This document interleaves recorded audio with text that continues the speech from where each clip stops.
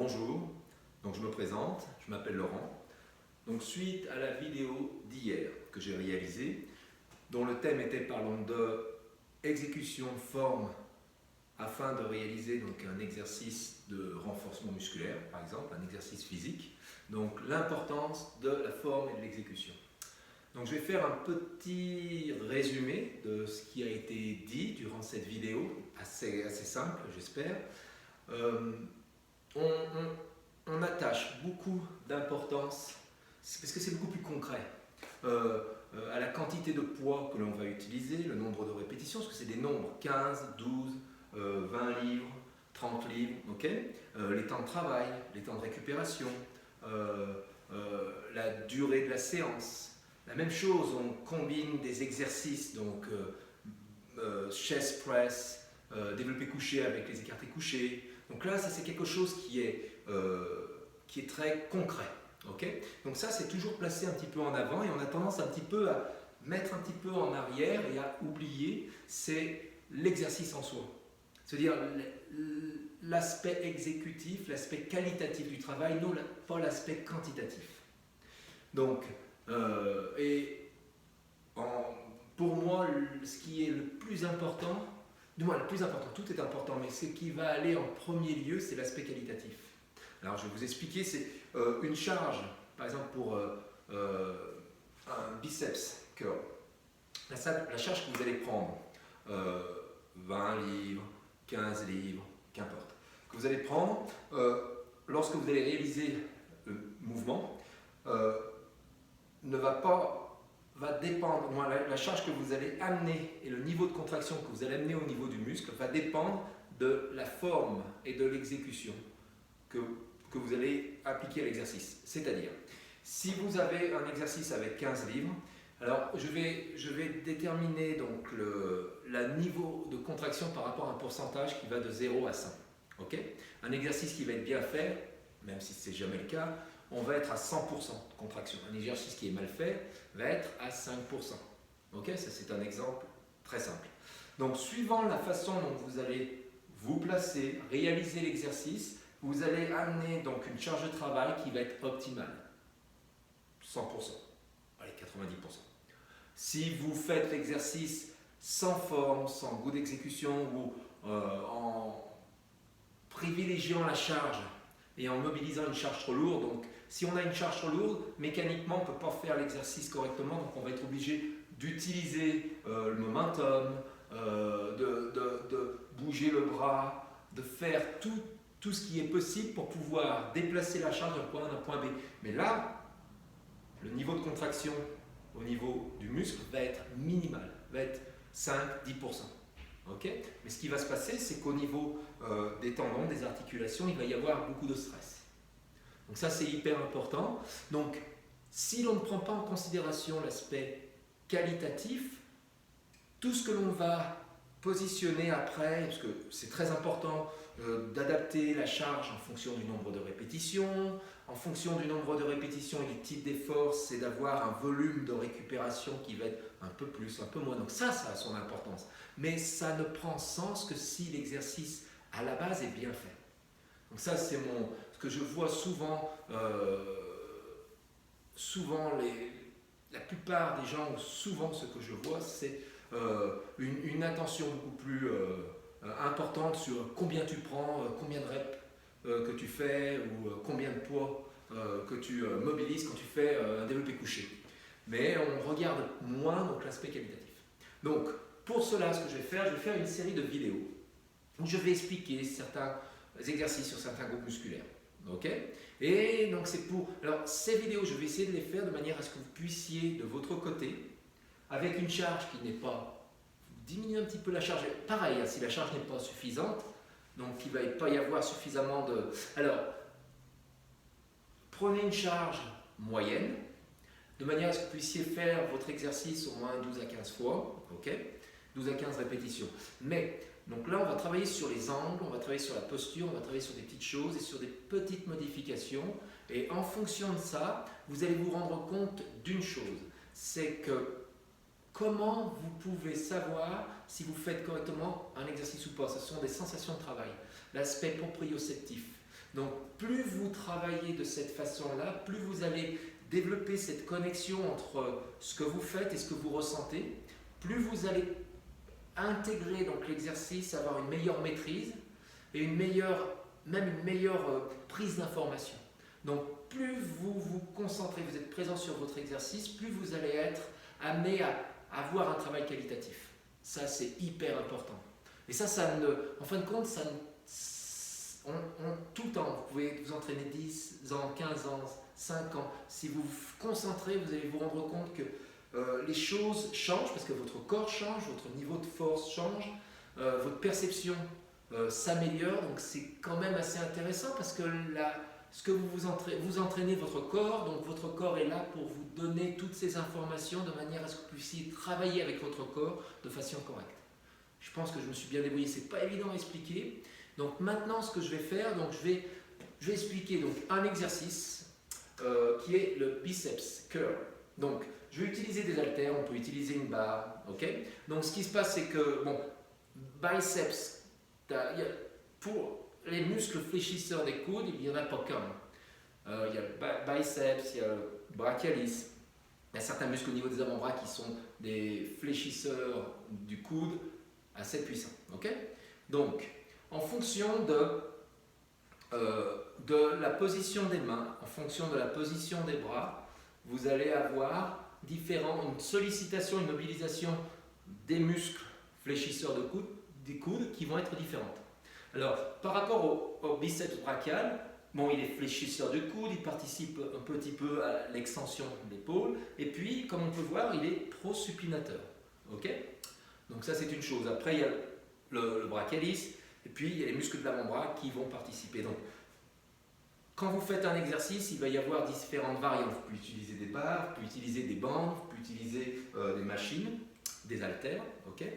Vous pouvez être assis, debout, donc les choses peuvent varier. Donc plus vous apportez de variations dans vos entraînements, en étant concentré sur votre forme, plus vous allez avoir certains types d'informations, vous allez mobiliser les muscles fixateurs et les muscles stabilisateurs. Donc là, vous allez avoir un travail aussi à ce niveau-là qui est très important. Donc là, ça va être génial. Ok. Alors, pour ce qui est du biceps brachial, alors, vous faites un exercice, vous pouvez le travailler neutral grip, comme cela. Vous pouvez le travailler comme cela, donc là on va travailler plus la partie des avant-bras. Vous pouvez le travailler donc simplement comme cela, on peut ouvrir, fermer, ok. Ou on peut, lorsque l'on fait un exercice, faire le mouvement prosupination, ok. Donc là c'est en gardant les bras dans cette position. Mais ce que l'on peut faire, on peut être incliné sur un banc, on peut être comme cela, on peut avoir les mains au-dessus avec un câble ou des bandes et faire les biceps au overhead. Donc biceps curl. Donc il va y avoir beaucoup de variantes sur un exercice qui reste simple, c'est une flexion de coude. Ok. Alors je vais vous expliquer, pas tous, je vais vous expliquer sur un exercice que tout le monde fait, c'est l'exercice biceps curl debout. Alors je vais le faire avec haltère parce que j'ai pas de barre. Alors ce qui va se faire, je vais utiliser un pour l'instant et après je vous ferai une petite démonstration où je vais faire l'exercice avec les deux. Donc suivant la position des bras. Donc premièrement, quand vous faites tous les exercices que vous faites debout, ne gardez pas les genoux complètement étant en full extension. Gardez toujours les genoux légèrement fléchis, cage thoracique ouverte. Si vous avez une cage thoracique ouverte, regarde, ma cage thoracique est fermée, mon dos, j'exagère, mais il n'est pas droit. Donc le fait d'ouvrir la cage thoracique, vous placez vos épaules correctement, vous placez votre dos correctement, donc fixez votre dos, vous engagez votre muscle de sangle abdominale. Okay. Donc ça c'est la première chose à manager. Après c'est la position des bras. Donc si les bras sont en arrière, si je fais le biceps laxal, donc là vous pouvez essayer avec un poids que vous maîtrisez, très important, sans bouger le haut du corps. Là on va voir simplement le changement de tension lorsque vous placez correctement votre bras sur un biceps curl. Alors là vous gardez la cage thoracique ouverte, dos bien droit, le bras est en arrière, donc vous fléchissez. Okay. Donc ça c'est une première chose, vous pouvez le faire 2, 3, 4, 5 ans. Alors, ça c'est une chose. Alors, quand vous faites cet exercice que vous allez faire, vous allez ramener donc, le coude légèrement au devant de l'axe des hanches, l'articulation de la hanche. Okay. Donc je vais vous montrer. Donc là vous faites l'exercice. Alors là vous voyez, donc ça c'est pas. Alors ce que vous allez faire, vous allez bouger le bras en avant, faire la même chose. Ok. Alors la même chose là, ce qui se passe, c'est qu'on a tendance à bouger un peu plus le buste. Donc là, ce qui est important, c'est le transfert de votre poids de corps. Ok, alors ça, on rentre un petit peu plus dans le détail. Donc lorsque vous fléchissez les coudes, si vous ramenez le poids du corps sur les talons, là, ça va rendre l'exercice un peu plus facile.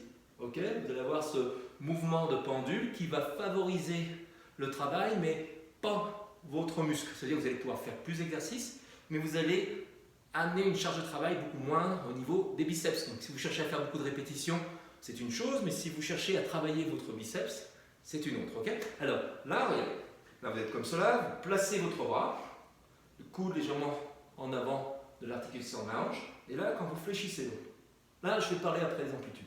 Donc là quand vous fléchissez votre coude, vous transférez votre poids de corps sur le devant du pied. Et là c'est légèrement, vous voyez, même ça ne se voit pas, mais ça m'évite de faire ce mouvement de bascule. Ok? Alors là, si vous faites quelques répétitions, vous pouvez revenir sur le coude en arrière, repartir.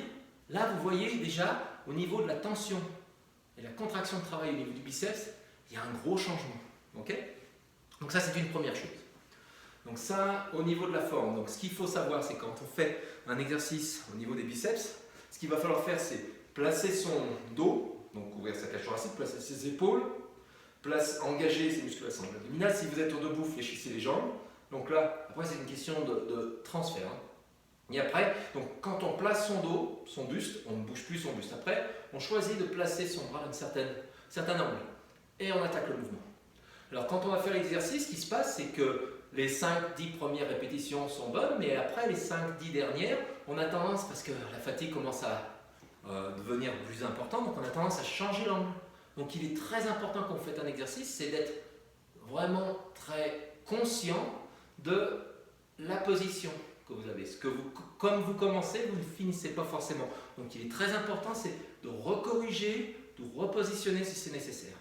Toutes les répétitions doivent être faites correctement avec le maximum de tension par rapport à la charge choisie. Okay, alors après, ce qu'il faut voir, c'est qu'il y a une notion d'amplitude. Alors là, je ne vais pas utiliser quand vous faites cet exercice-là. Donc là, il y a un moment, on appelle ça le pic de contraction.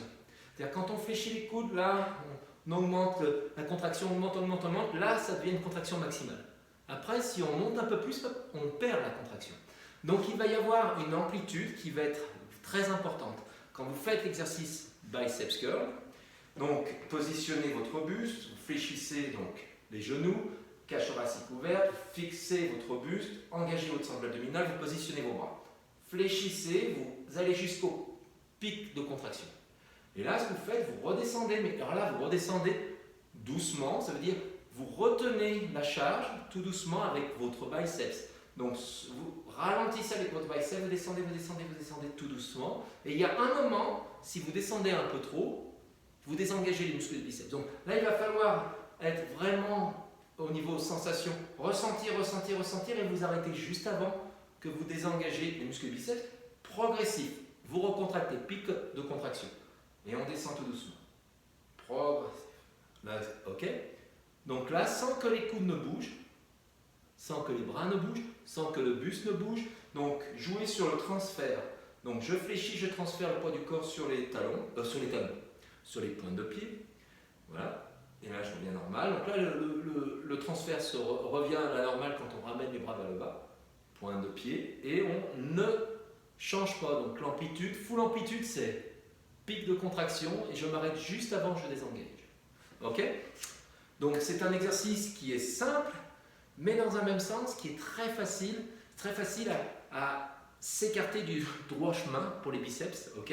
Donc faites attention à votre ego, c'est pas parce que vous avez beaucoup plus de poids, vous mettez beaucoup plus de poids à mobiliser que vous allez développer beaucoup plus rapidement vos biceps. C'est plutôt lié à un aspect qualitatif. Si vous vous entraînez correctement, vous faites un exercice qualitatif et que vous êtes capable de garder l'exercice avec une exécution parfaite de la première répétition à la dernière et que vous adaptiez vos charges en fonction du type de travail, si vous voulez travailler entre 8 et 12, entre 12 et 15, entre 6 et 8 par exemple, c'est un exemple tout simple. Donc il faut connaître en fonction de cet exercice et en fonction d'une exécution parfaite, quelle charge vous allez pouvoir réaliser, utiliser plutôt. Alors ce qu'il faut voir, c'est qu'on n'est pas des machines, donc quand on s'entraîne sur les bras, on a des jours où on a plus d'énergie et des jours où on a moins. Donc n'ayez pas peur d'être flexible au niveau des charges. Si vous voyez que vous êtes un peu plus fatigué et la charge qui vous permettait de faire entre 10 et 12, cette fois-ci, ben, vous êtes à la charge en dessous pour faire le même nombre de répétitions, ce n'est pas le problème. Ce qui est important, c'est les sensations de travail, combien de charges de travail que vous allez pouvoir mettre là. Mais gardez la même charge, vous allez amener moins de charge de travail au niveau du biceps et vous allez avoir une déperdition et une diminution de l'efficacité du travail. Donc j'espère que j'ai été clair, j'espère que je n'ai pas été trop dans tous les sens. Donc je pense que la prochaine vidéo, demain, ce que l'on va faire, on va faire une vidéo sur les triceps. Donc cette triceps extension, alors pourquoi est-ce que c'est intéressant? C'est assez similaire avec les transferts de poids. C'est intéressant avec la position des bras, la position au niveau du dos, la cage thoracique ouverte. Donc là, ça sera intéressant de travailler sur ces deux aspects. Ok? Donc, n'hésitez pas à prendre une paire d'haltères que vous êtes capable de mobiliser. Prenez pas 50 livres, ok? Autrement, ça serait impossible. Vous pouvez essayer. Hein. Essayez de placer avec 50 livres et de faire l'exercice. Vous n'allez pas pouvoir bouger, ok? Si vous gardez une bonne forme. Autrement, vous êtes obligé de faire ça pour pouvoir déplacer la charge. Prenez une charge que vous pouvez mobiliser, allez, on va dire entre 8 et 12 fois, ok? Et après, ce que vous faites, ben, jouez un petit peu sur les angles, sur le transfert, et essayez de ressentir. Et plus vous ressentez, parce qu'on est tous un petit peu différents, les angles peuvent être variables en fonction des gens, des bras, en fonction. Plus vous augmentez le niveau de tension, le niveau de contraction, plus vous ressentez, plus vous vous approchez d'une exécution parfaite. Alors, à partir de là, donc, c'est de jouer avec les sensations de travail et d'être capable après de maintenir ces sensations de travail et une bonne exécution de la première répétition à la dernière. Donc si vous avez, quelles que soient les questions que vous avez, n'hésitez pas donc à me contacter, ok, sur quels que soient les exercices ou sur un problème au niveau d'un exercice, je serai très content de vous donner un coup de main et de pouvoir peut-être y répondre. Ok, à très bientôt.